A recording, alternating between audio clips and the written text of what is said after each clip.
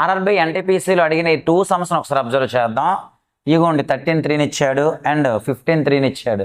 మీరు అబ్జర్వ్ చేస్తే ఇవి హోమోజీనియస్ ఈక్వేషన్స్. అటువంటిప్పుడు ఏం చేయాలో చూద్దాం. x/y = 3:5 అయితే 5x - 3y / 10x + 6y.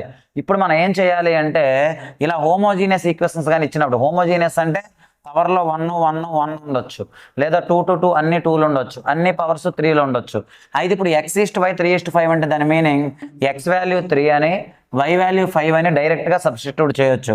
అంటే 5x అంటే 5 × x వాల్యూ ఎంత ఇక్కడ 3 - 3 × y వాల్యూ ఎంత 5 / 10 × x వాల్యూ 3 + 6 × y వాల్యూ 5. మీరు అబ్జర్వ్ చేస్తే 5 3s 15 and 5 3s 15. 15 - 15 ఎంత 0. 0 by ఎనీథింగ్, ఇక్కడ వాల్యూ ఎంతైనా రావచ్చు.